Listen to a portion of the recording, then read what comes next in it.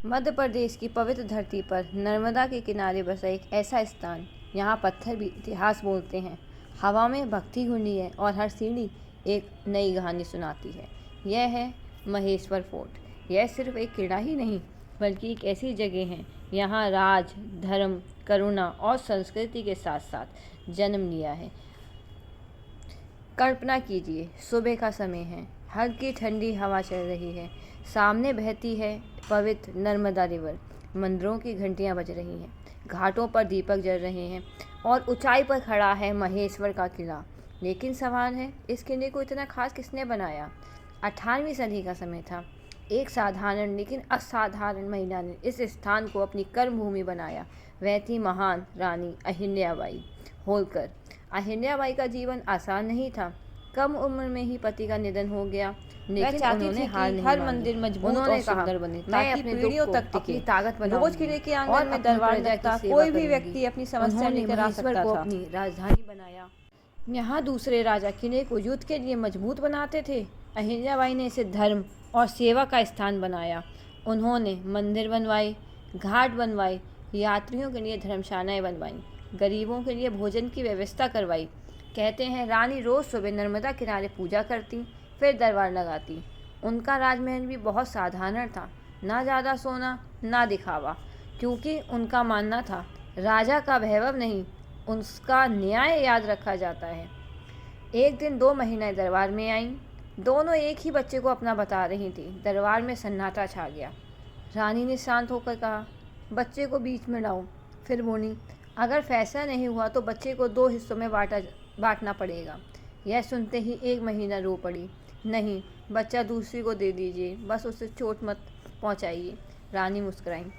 उन्हें सच्ची माँ मिल चुकी थी। पूरे राज में चर्चा फैल गई, महेश्वर में न्याय बिकता नहीं, मिलता है।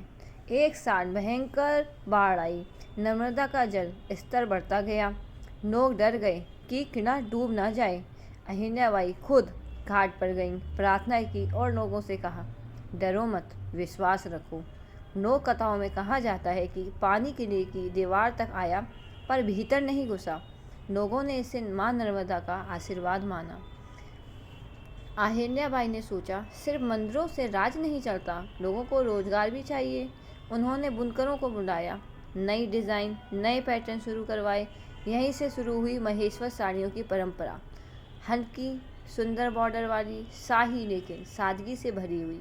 आज भी ये साड़ियाँ भारत में बहुत प्रसिद्ध हैं। और कहते हैं, जब रात को सब शांत हो जाता है, नर्मदा का पानी धीरे धीरे बहता है और किले की दीवारों से हवा टकराती है, तो ऐसा लगता है जैसे इतिहास फुसफुसा रहा हो। यह वही धरती है, यहाँ अहिल्याबाई होलकर ने राज नहीं, सेवा की थी। यहाँ सिंहासन से ज़्यादा इंसानियत की कीमत है। आज भी लोग महेश्वर फोर्ट जाते हैं। वह सिर्फ एक किला ही नहीं, वह महसूस करते हैं शांति, भक्ति और एक सच्चे राजधर्म की मिसाल। शायद यही वजह है कि महेश्वर आने वाला हर इंसान थोड़ा हल्का दिल लेकर लौटता है और मन ही मन कहता है, अगर इतिहास बोल सकता तो वह अहिल्याबाई की कहानी जरूर सुनाता। इस कहानी से हमें यह सीख मिलती है कि सत्ता नहीं, सेवा बड़ी होती है। सच्चा नेत्र वही है जो लोगों की भलाई को पहले रखे। न्याय सबसे बड़ा धर्म है। जल्दी फैसला नहीं, सही फैसला जरूरी होता है। सादगी इंसान को महान बनाती है, वैभव नहीं, अच्छे कर्म याद रखे जाते हैं। धर्म का मतलब इंसानियत है। मंदिर बनाना ही नहीं, लोगों की मदद करना भी एक बहुत बड़ा धर्म है।